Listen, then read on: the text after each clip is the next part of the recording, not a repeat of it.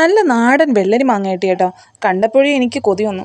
അതിൽ നിന്ന് ഒരു മാങ്ങയെടുത്ത് ഒരു പച്ചമുളകും ഒരു സവാളയും ചെറിയ ഉള്ളി കിട്ടിയാൽ അത്രയും നല്ലത്. പക്ഷേ എൻ്റെ കയ്യിൽ സവാള മാത്രമേ ഉണ്ടായിരുന്നുള്ളൂ കേട്ടോ. അതും എടുത്ത് കുറച്ച് വെളിച്ചെണ്ണ എടുത്തിട്ടുണ്ട് കേട്ടോ. ഇനിയാണ് പണി തുടങ്ങാൻ പോകുന്നത്. അതിന് മാങ്ങ ഇതുപോലെ കൊത്തി അരിയണം കേട്ടോ. കൊത്തി അരിഞ്ഞ് കുനുകുനാ അരിഞ്ഞെടുക്കണം.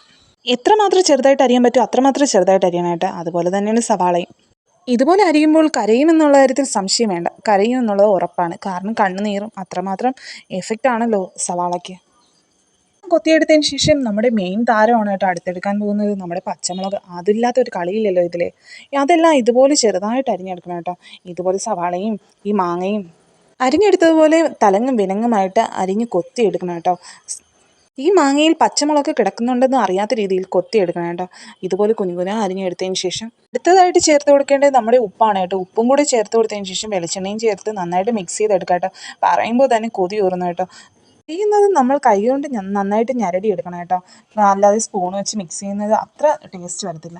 അത് നന്നായിട്ട് ഞരടി എടുത്തതിന് ശേഷം ഒരു 5 മിനിറ്റോളം റെസ്റ്റ് ചെയ്യാൻ വെച്ചിരിക്കുക, അതൊന്ന് നന്നായിട്ട് പിടിക്കാൻ വേണ്ടി. അതിനുശേഷം സത്യം പറഞ്ഞാൽ ഞാൻ റെസ്റ്റ് ചെയ്യാനുള്ള സമയം കൊടുത്തിട്ടില്ല. കാരണം അത്രയ്ക്കും കൊതി വന്നിട്ട് വയ്യായിരുന്നു കേട്ടോ. ഞാൻ ആ നിമിഷം തന്നെ കഴിച്ചു കേട്ടോ. കഴിച്ചപ്പോൾ പറയാതിരിക്കാൻ പറ്റത്തില്ല. ഇതിനെയൊക്കെയാണ് സ്വർഗ്ഗം മക്കളെ, സ്വർഗ്ഗം എന്നൊക്കെ പറയുന്നത്. എന്തായാലും നിങ്ങൾ എന്തായാലും ട്രൈ ചെയ്യണം കേട്ടോ ഇതുപോലെ.